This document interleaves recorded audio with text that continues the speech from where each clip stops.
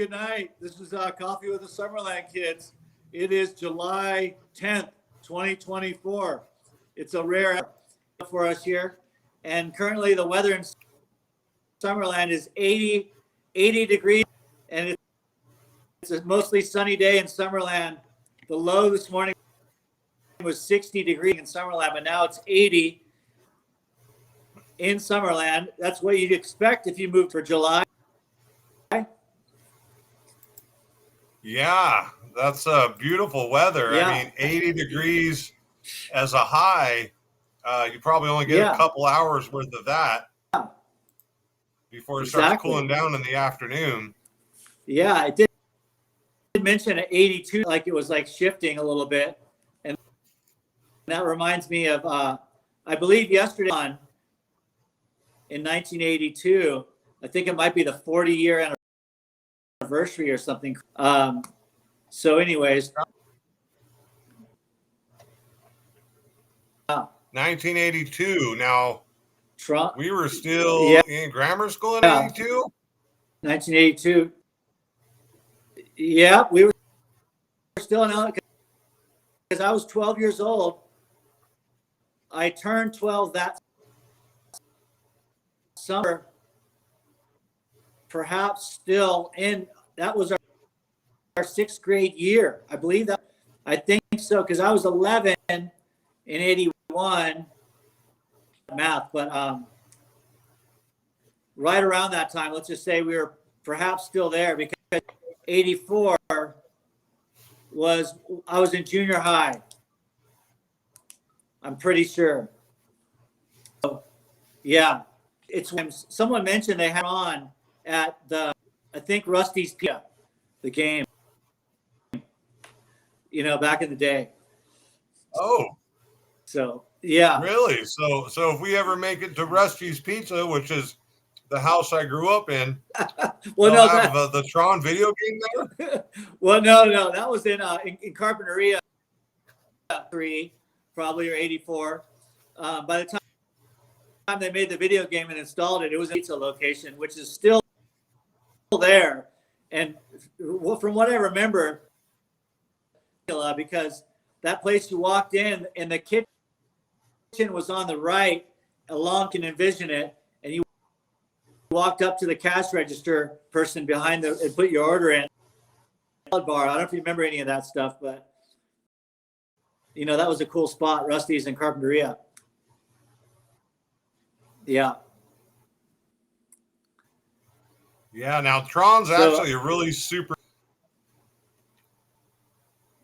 Oh, rad. And I bet they're reissued, you know, in some form.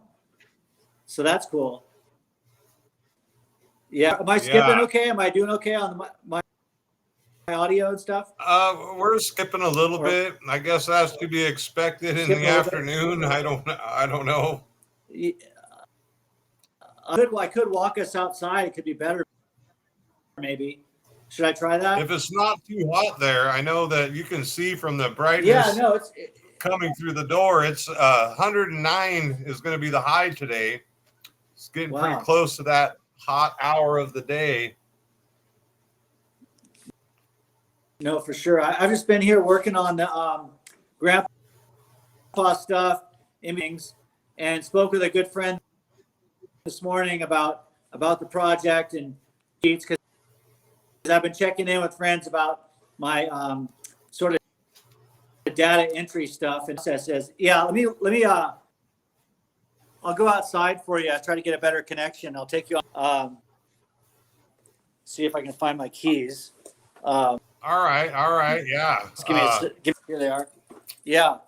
It's you know, we're having the afternoon edition, so I got a little bit of iced coffee here. Let me triple bring shot. my coffee with me. Thanks. 3 servings of caffeine, 225 milligrams of caffeine. So I'm getting a little souped up for the afternoon. That's good. I got my cup here. Walking outside. Yeah, so just, you know, sometimes like we were aspect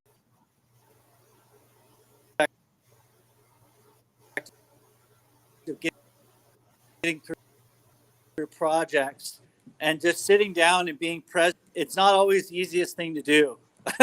Work is hard sometimes. Focus is challenging. Type on. Yeah. What was that? Some Anyways, of the heat? That close to heat stroke. That close to heat stroke. Let me see. There's a little bit of white noise over here. Let me go by this mailbox. I think it's over here. Yeah. Let's see here. Here we go. Such a beautiful town you live in, Jericho. I know, man. It's really nice out here. Pagosa Springs. It's pretty out here, man. Take my glasses off. So, in the process of just, cataloging / archiving a challenging thing. I mean, I may just finish, but I'm working on right now. It's like winter skiing, so cool stuff on Squaw Valley and some maps of Southern California skiing, Southern California maps and stuff like that. So it's just, the 1950s, Southern California world must have been just, right?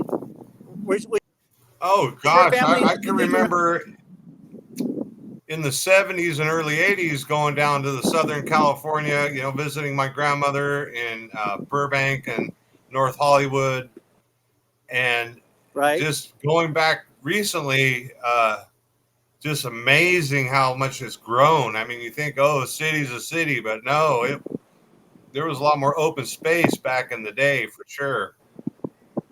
And then the friend I spoke to this morning said, she had bought a house up in where was it, like Sun Valley? No, it's not Sun Valley. It's a funny thing, but where's all the Mormons at? The Mormons are in it's not California. It's Utah. Skiing area. So she bought a place in Utah, Sun Valley. I can't remember, but nonetheless, Utah. So she bought a cabin in Utah for like $125,000. That same little A-frame $100 and change is now $1 million. Just in our lifetime, it's crazy how much stuff has. I mean, it's crazy, Oh, absolutely. Yeah. It's wild. God. You guys got lucky getting to some degree, because I think there'll be, the price for what is California reality. I think I think there's still a lot of hidden gems and a lot of sweet spots. Let's say reasonable market values. But when you're talking, of course, Los Angeles, Santa Barbara, those places are just crazy. Anyways, it's wild how absolutely how those prices have changed. Anyways, yeah. I remember when I was a kid, my mom was talking about, if she were to buy the house that I grew up in, which is now Rusty's Pizza, I think she was saying something, it was less than 15,000. And so it's gone up times 100, not times 10, but times of 100. So now, just a property, just a blank empty lot with no house on it, is about $1.5 million in Summerland. Oh my, yeah, exactly. No, my friend just got an appraisal for dollars, and his house, when he was in early 20s, more or less. I mean, we kind of thought he was a little crazy, but at the time the house was only like $250,000 or something like that. It wasn't the price. I'm walking over to the shade here. Yeah, it wasn't that crazy. $100,000, But when you're 20 something years old, you're like, 200 grand seems like a lot. I mean, you got to be kind of like, it's definitely a mindset. I mean, now obviously you have to have a different sort of state of mind. You know, a go for it winning to go for, of course, a 6-figure, if not 7-figure salary. You know, there's that. You know, if that's what you're almost like having your head wired in a new way, or adjusting yourself, you know, fathom those numbers and achieve those numbers. Those are quite high. You know? Yeah, I mean, I've been going through this self-help thing, and like, you know, he was telling me, we were talking about it, and he's like, yeah, Aaron, you have the knowledge of the numbers, but what I was missing, you know, and what I'm working on this week with my experimentation is, you know, the value of the artist per se, you know, like how much value can you put on it? Sure, you could put a monetary value on a piece of art, but as far as trying to measure the value of that person, the artist, that role that you're in, you know, it's kind of hard to say, oh, it's worth this much, you know, trying to understand that the value of the individual, the value of the artist is so much more than is even imaginable in a way. You know, and just trying to get out of that linear mindset of, okay, yeah, I need 10,000 or 100,000 a year to get to here to there, and just allowing myself to be like, oh, I recognize my own value, I guess, in a way.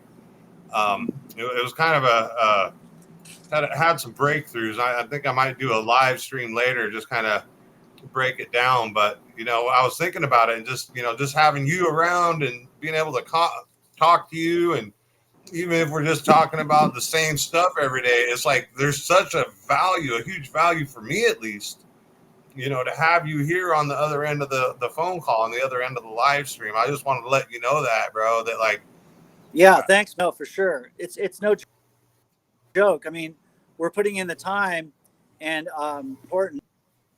And I, like you said, the value of the artist, I have to understand the value of my, you know, yesterday I was having a conversation with Jason, and you know, you know, to some degrees, in some cases, you know, I definitely undervalued myself.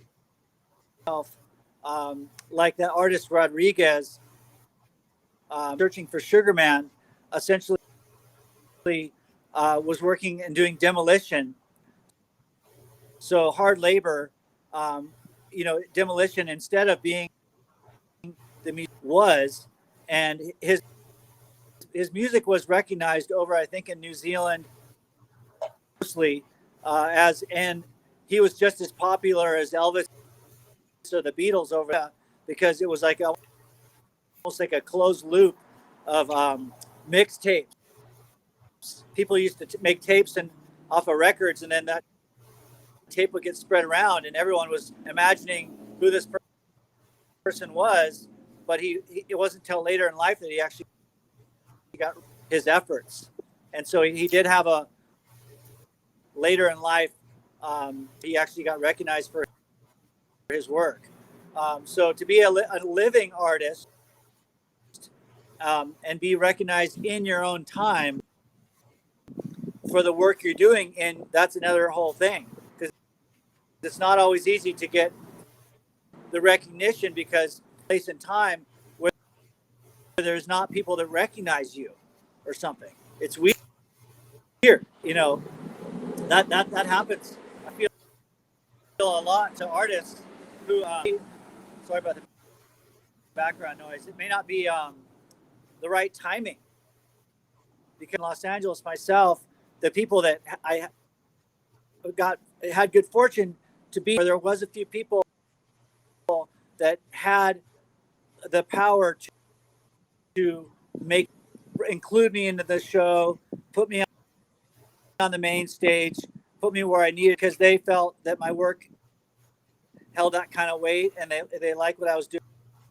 and they're like, yeah, this is for that job. So thankfully I got on those a few key able to show my work, and mostly it was, all I have photographs from that. So there's not like where sometimes if they have a hit, the musicians, if they're content, they get paid after, or pay by the play kind of artists, of course. So yeah, you think about some of those music bands, before they got popular, they toured and they're going to dive bar after small venue, barely getting enough money for gas and lunch to get to the next show and playing day in and day out. And then, there's other artists, they have a one or two hits, and next thing you know, they're on top of the world. And there are, I guess, the Hollywood scene, like you're saying, in the art scene or the movie scene or the music scene, I guess you'd call them like gatekeepers or influencers, where those are the people, that are the ones that make those financial decisions. You hear a lot about it in Hollywood about how, quid pro quo type stuff, I guess, the casting couch, all these kind of things.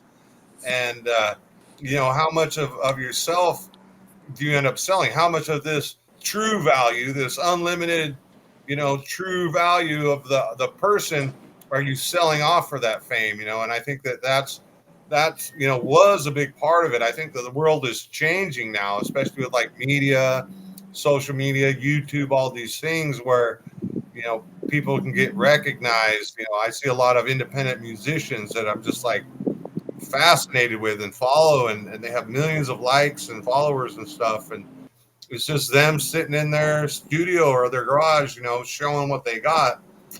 If you do end up getting some of those paints and stuff or the ties, I think that would be a very interesting kind of a video, to actually see the process of making that. Yeah, right. And I'm going to do that real soon. Maybe even this weekend, I might, I'll order the paint online / if I can go buy it in person. So there's that. Yeah, it's important to document the process, and more that, like for example, Sean Palmer, a famous he rode for Sim Snowboards, I believe, for a bit way back when. But told for the first time coming out of the 1980s and 1990s, then they were so young and in the pocket of their performance years. If we're on film, maybe it's them in the winner's circle accepting an award, and that's pretty much it. Documentary filmmakers did some work back then, but that's VHS, man. That stuff's that's long forgotten. So nowadays, with the technology of having the self-produce your own content, sharing your videos, finally telling the stories themselves, because every kid, a person in a Walmart or your local convenience store and buy a tripod, start recording your own videos, and that's been happening for years now. So nowadays, like myself, LOL, are getting having and reflect on our monumental moments in time, and who remember what we did 20 years ago, 10 years ago, 5 years ago. Now's the time to share it, because the technology is there to be able to share more than ever. So oh, absolutely. Technology, and like you were saying earlier before we went live, you got this pen and paper on boxes filing system, and to put it onto a spreadsheet or in a Google Drive, something that a database type format, there's a learning curve, because that's something that you didn't grow up and weren't raised, right at your fingertips having that. And so now you kind of have to re-educate yourself, I guess, in a way, to be able to, put those lists in there to organize them. It sounds like you have an organizational system, at least with the name, the title, the date, the episode, and the value. So I guess it's just a matter of sitting down at the computer with everything at your fingertips and entering the data. I'm trying to think. There might even be, like you were saying, with the Google Lens and the eBay. There might even be a way to just take a picture of that list, and it automatically puts in there. With the advances of AI, it might be worth some time to research, what type of technology and programs are out there. That might be a time saver. No, for sure. Well, I have it in an email. I sent one out this morning, just the 20 email. So it's just a list of 20 boxes and what's inside each 20. What's in. So that's essentially where I'm at with it. Because I've been working with an iPhone and working without essentially an iPad or a laptop for first. I've been, essentially living, off the grid style. And, when cell phones became such a better tool than they ever were, some folks just, definitely gravitated towards a flat screen. And then, of course, having a laptop is important. A little Mac, some little Mac device that allows you to have essentially, I guess it's a computer, will communicate with your keyboard, and it's everything's green or something. So there is ways of sort of, having a home-based computer system affordable now. Now more than ever, they've come to terms with the affordability. Know that if you're like a graphic designer or a photographer, filmmaker, those guys have to have a lot more storage capability, and they spend a lot more money on their equipment, for sure. But absolutely. It's crazy because, like you're saying, with the technology developing so fast. I was watching one of these programmer guys that does the shorts and kind of makes funny stories. Well, one of his little stories was about at the electronic show or something, the game convention, and they had the game out there, and cool. They had the keyboard and the joypad, but the kids, they didn't pick up the keyboard, they didn't touch the joystick, they went up and tried to touch the computer screen. Because that's how they learned how to do the stuff that they do online by touch screens. And it's just really interesting. And another thing, like you were saying with the lists that you're making, the database, when I was working in the computers, the manager came to me and said, "Oh, I've got this list of all these customers and we need all the emails out of it. Here's the list. Can you do the data entry?" And I'm like, "Well, isn't there an easier way?" And they said it was a really awesome office. They're like, "Oh, well, go ahead and take as much time as you want if you want to try and figure out a system." Right. And so I taught myself, and it took maybe 2 or 3 days. I probably could have just done the typing and had it done in 1 or 2 days, but it took me 2 or 3 days to figure out a system where I just, sent a little, I don't know what they call it, a macro or a small software that did it all. And so now I get a list and I press the button. And so 3 days later I go, "Here you go." He's like, "Well, here's another list." And then I came back 5 minutes later. I'm like, "Well, here's your other list." He's like, "Wait, what?" I'm like, "Well, I figured out how to have the computer do that sorting and putting the name in the name column, cool, the email in the email column, and the phone, instead of typing each one." And so he's like, "Great, send that program over to me."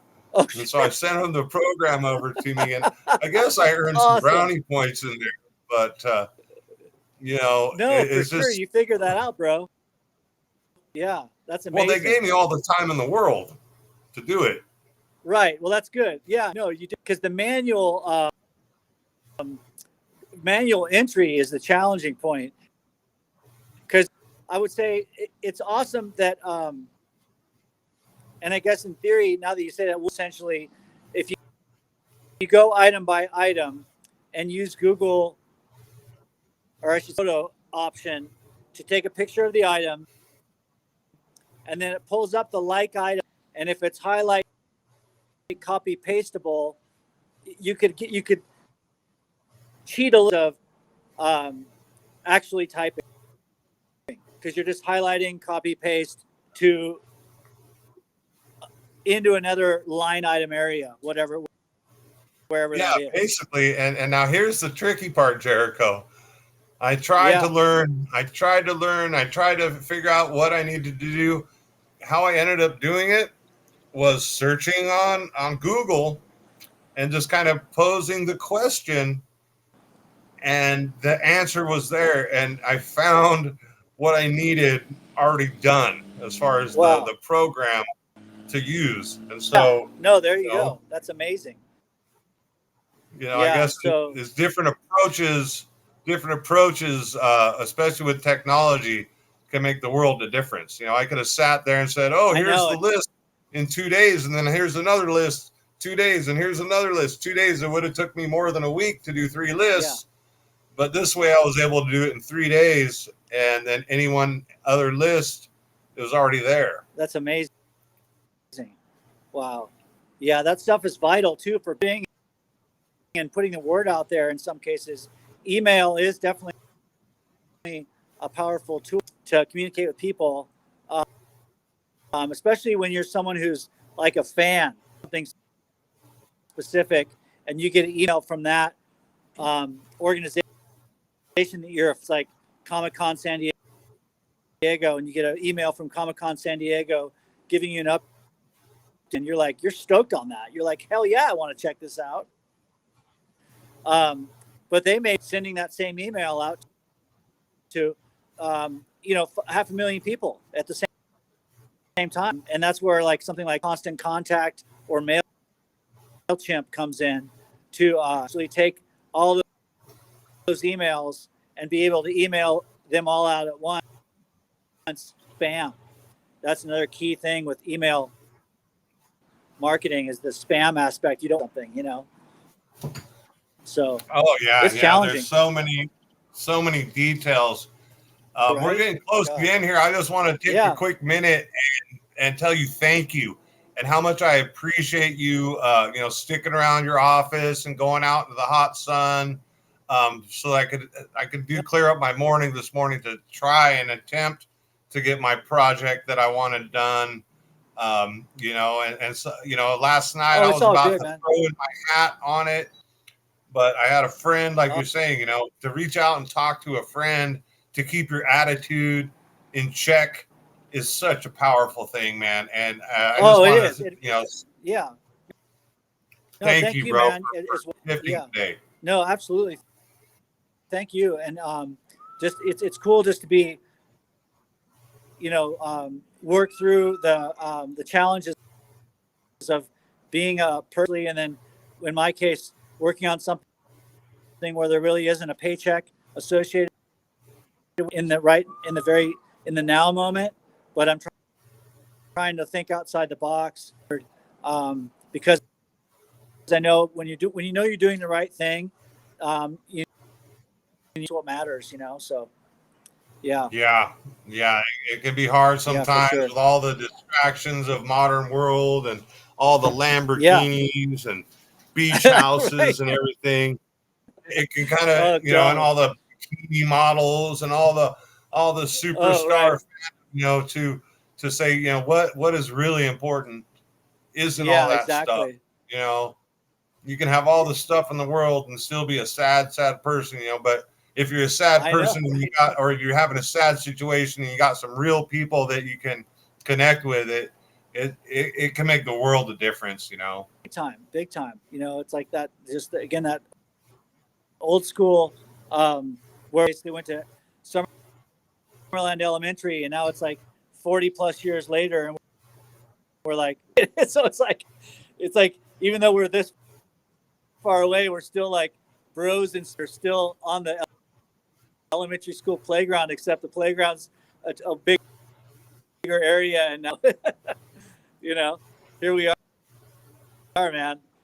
So yeah, regular morning schedule tomorrow. How's it looking? Regular morning schedule tomorrow. We can shoot do for around 6:30.